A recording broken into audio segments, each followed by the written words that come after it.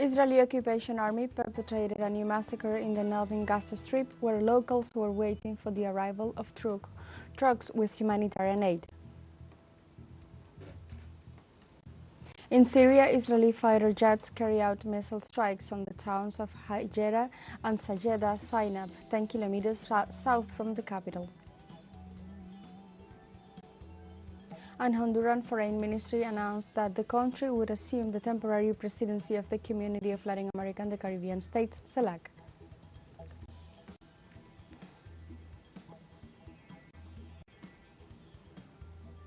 Hello and welcome to From the South. I'm Alejandra Garcia from teleSUR Studios in Havana, Cuba. We begin with the news.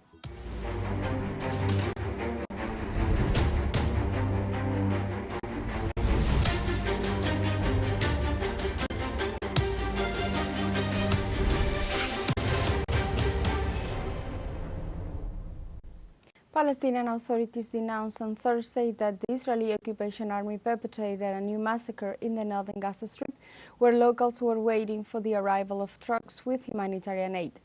Preliminary reports indicated that more than 100 people were killed as Israeli snipers and tanks opened fire on hundreds waiting to receive food supplies in Al-Rashid Street.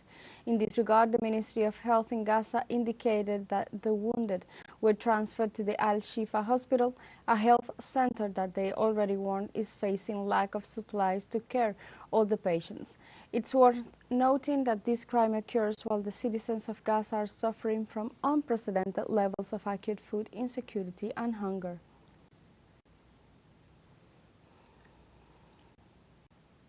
The Egyptian Defense Ministry releases footage of showing humanitarian aid packages from Egypt and the United Arab Emirates being airdropped over the Gaza Strip. Egyptian Minister of Social Solidarity, Nivin El-Kabab, stated on Thursday that Egypt has sent nearly 200,000 tons of humanitarian aid to Gaza, accounting for 60% of the total aid from more than 37 countries. The United Arab Emirates, in joint cooperation with Egypt, has sent several packages of food and medical supplies to Gaza. On the other hand, aid agencies pointed out that despite the fact that aid packages are being sent continuously, famine is imminent in Northern Strip.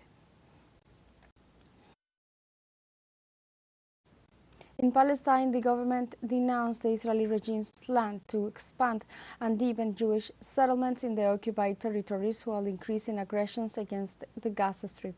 The Ministry of Foreign Affairs and Expatriates criticized in a statement that the Israeli right-wing in power exploits the global concern over the genocidal war against the people in Gaza to further its colonial aims in the occupied West Bank, including East Jerusalem.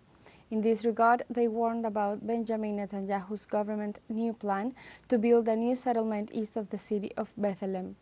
They also denounced colonialism in all its forms and the armed attacks against Palestinian citizens, including children.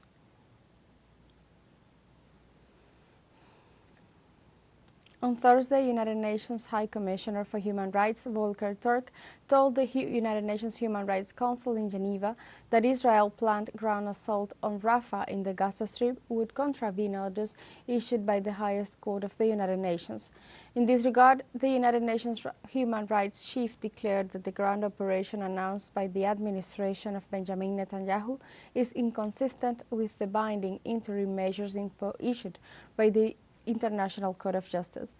It should be noted that on January 26, the ICJ, while not ordering an immediate cessation of the war in Gaza, declared that Israel must prevent the commission of all acts linked to genocide. In turn, Israeli Prime Minister maintains his position on a land incursion in Rafah. For his part, Volker Turk reiterated that an Israeli ground attack on Rafah would take the nightmare being inflicted on more than 1.5 million people in Gaza to a new dimension. Today, the total number of people killed has exceeded 30,000. And tens of thousands of people are missing, many presumed buried under the rubble of their homes. This is carnage. Let me be absolutely clear and issue yet another stark warning. The prospect of an Israeli ground assault on Rafah would take the nightmare being inflicted on people in Gaza to a new dimension. Over 1.5 million people are sheltering in Rafah, despite continuing bombardment, and it has become Gaza's humanitarian hub. On Thursday, Sudanese Army Chief Abdel Fattah al-Burhan met with Egyptian President Abdel Fattah el-Sisi in Cairo. According to a statement issued by the Sudanese Ruling Sovereignty Council, during the joint bilateral talks, they discussed ways to strengthen the relations between their nations, as well as the issue of the escalation of the situation in Sudan. It should be noted that this meeting takes place in a context where the war in Sudan between the army and paramilitary rapid support forces is entering its 11th month. According to United Nations experts, the war has killed tens of thousands of people, including up to 15,000 in the city of West Darfur, and has also devastated the economy, destroyed infrastructure, and forced more than 8 million people to flee their homes.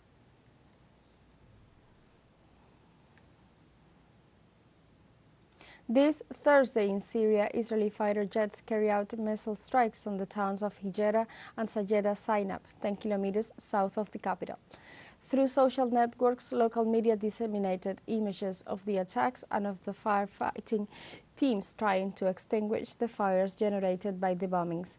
The Syrian Ministry of Defense reported that the air defense systems were activated to repel the attacks, which occurred at 9:35 local time p.m., which were aimed at several points in the rural areas of Damascus.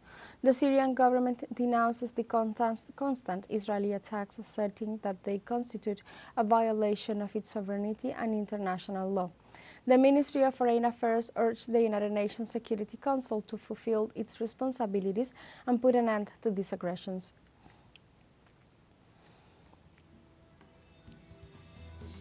Let's take a short break, but remember you can join us on TikTok at teleSUR English, where you will find news in different formats, news updates and more. Other stories coming up, stay with us.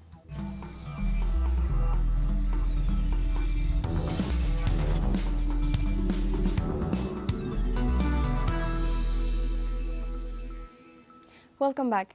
In Argentina, social activists gathered outside the National Congress in Buenos Aires to protest against the imposed neoliberal policies of Javier Milei administration when the lower chamber met to pass a food emergency plan aimed at reports of rising hunger. Thousands of citizens remain on the streets to reject the economic policies that aim at privatization and the end of social programs. These policies are being promoted by the government of Javier Milei, including the rise up of public transportation fees and the blockade to help for community soup kitchens. Protesters reject these neoliberal adjustments measures that cause the rise of inflation, trying to make a call on a government that stands still at the face of the citizens' needs.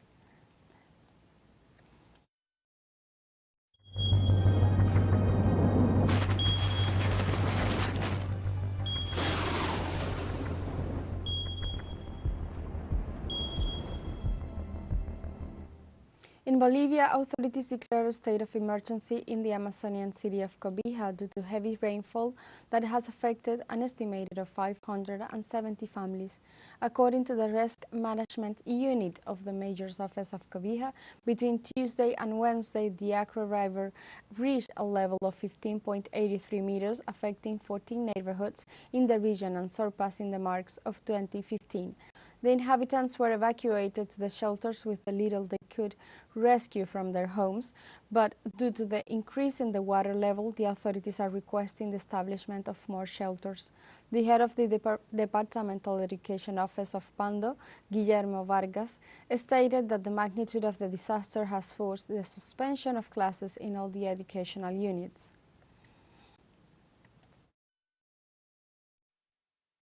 If I had the possibility, I will go elsewhere, where the water doesn't reach, because it is difficult to be like this. From there, it is good to come here, and now from here to there, one has to beg someone to take us there, to return. And those filthy things, we have to be joining others to clean up and all that. On March 1st, Honduran President Xiomara Castro will receive the pro tempore presidency of the Community of Latin America and the Caribbean States, CELAC, informed the Honduran Foreign Ministry. In its account on the social network X, the Foreign Ministry highlights that CELAC is a regional space where the strengthening of Latin America and the Caribbean integration and cooperation will be promoted. Castro will take over from the Prime Minister of St. Vincent and the Grenadines, Ralph Gonsalves, where this Caribbean political leader will be in charge of the transfer of power at the summit of CELAC heads of state. Honduras was elected to hold the pro tempore presidency of CELAC in 2024 in the framework of the summit between the European Union and CELAC, which was held in Brussels, Belgium in July of last year. CELAC was created in 2010 and is made up of more than 30 countries of Latin America and the Caribbean.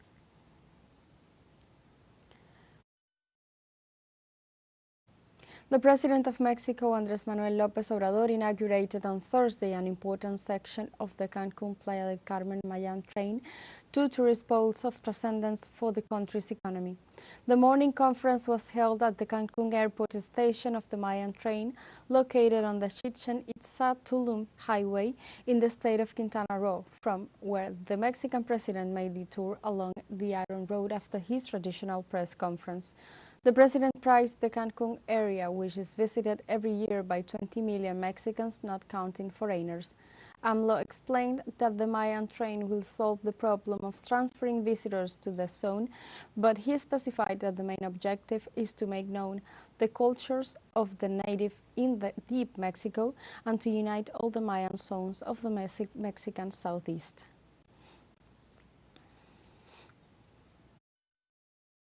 In Venezuela, social and political organizations mobilized on Thursday to commemorate the 20 years of the anti-imperialist declaration of Commander Hugo Chavez. The great national caravan called La Furia Bolivariana, in which citizens remember this date as the date in which Commander Hugo Chavez reaffirmed the anti-imperialist character of the Bolivarian Revolution, with a massive mobilization that expresses the rejection to the economic blockade and the unilateral coercive measures implemented against the Venezuelan people by the United States. The great national caravan of the Bolivarian rage is inspired in the thought and action of Commander Hugo Chavez, who on February 29, 2004, reaffirmed that his government would follow the anti-imperialist vision left as a legacy by the liberator Simón Bolívar. Let's hear a bit of that speech. Ya han pasado casi 200 años. Almost 200 years have passed since the last alert made by the great leader, the great visionary that was Simón Bolívar. 200 years later, here we are gathered in the Bolivarian Caracas to continue saying no to the United States interventionism in our land. We have a final short break coming up, but before we invite you to join our WhatsApp community for our English-speaking audience, you can scan the QR code on screen to join directly and share the link to reach more people. Constant news coverage of Latin America and the Caribbean, as well as the rest of the world. Stay connected and informed with teleSUR. Final short break. Don't go away.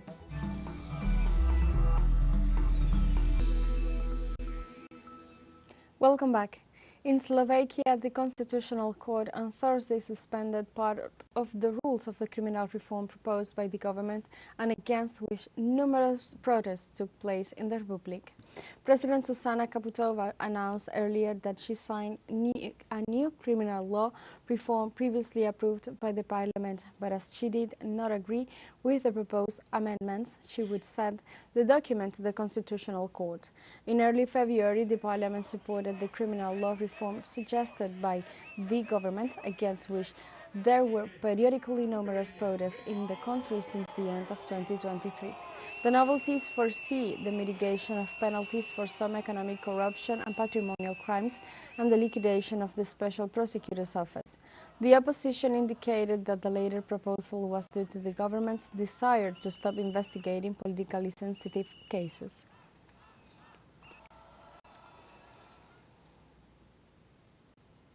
In Russia, President Vladimir Putin delivered the annual State of the Country address to officials and the General Republic at the General Assembly, where he sets the guidelines for the further work of his presidency.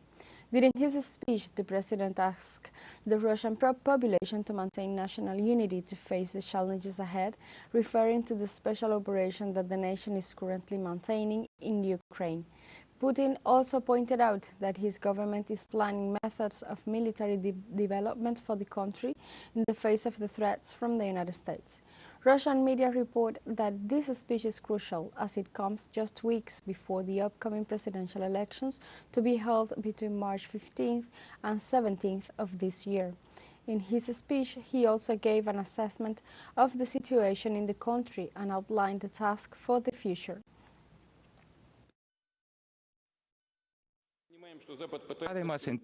We also understand that the West is trying to get us into an arms race in order to exhaust us and repeat this trick they managed to pull off in the 1980s with the Soviet Union.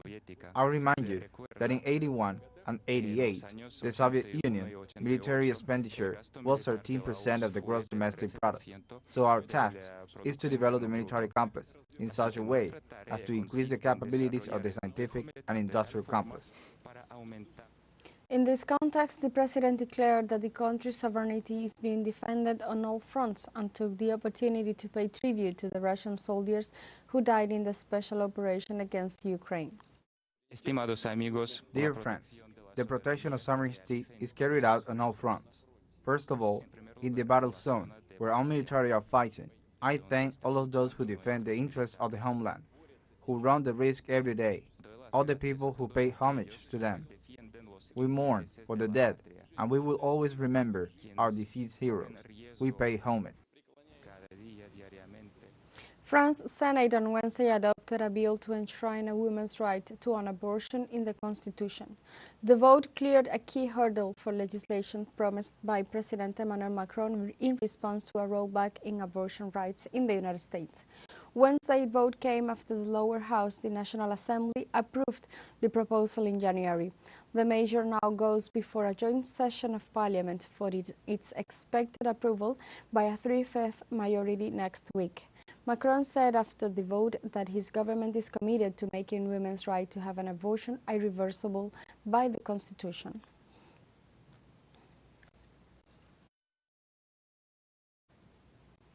On Thursday, women in France reacted to the French Senate's approval of a bill to introduce abortion into the Constitution.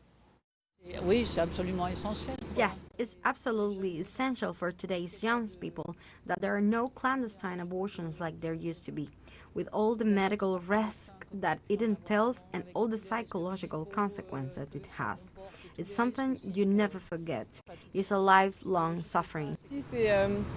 We defend this right 200%. It must be a woman's choice. There's no debate about that.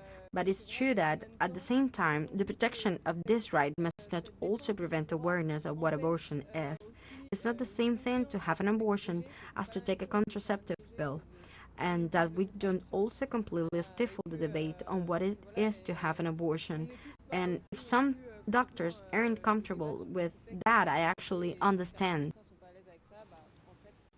In Spain, women from a variety of social movements held a demonstration at the European Union's headquarters in Paseo de Gracias Avenue in Barcelona, denouncing the organization's border policy and the legal and economic support to the prosecution of migrants.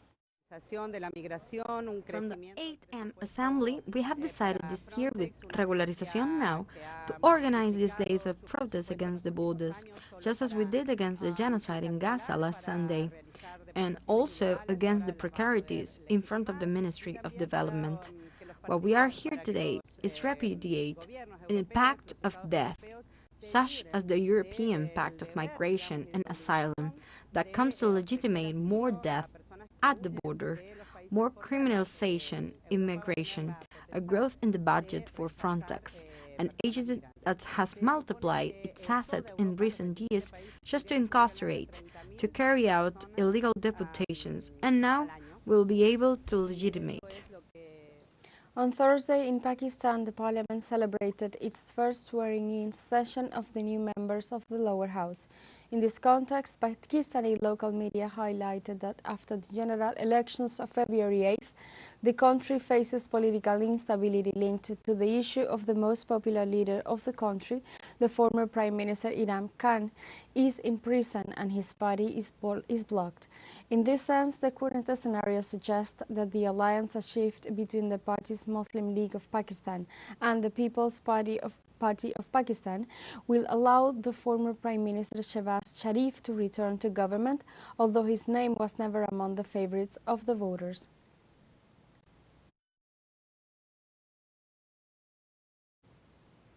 In Nigeria, local activists and international environmental groups demand government to delay the approval on the sale of oil company Shell's offshore assets, putting into light that Shell is trying to shrink its environmental and social responsibilities in the now highly polluted Nigeria Delta.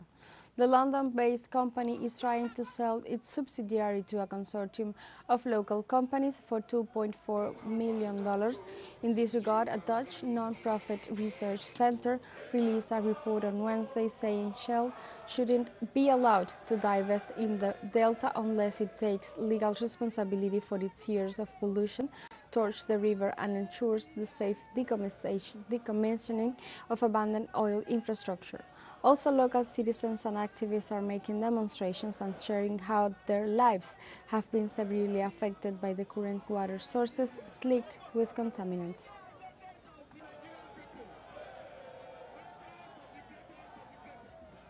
We have come to the end of this news brief, but you can find these and many other stories on our website at telesurenglish.net and join us on social media, Facebook, X, Instagram, Telegram and TikTok. For TeleSUR English, I'm Alejandra Garcia. Thank you for watching.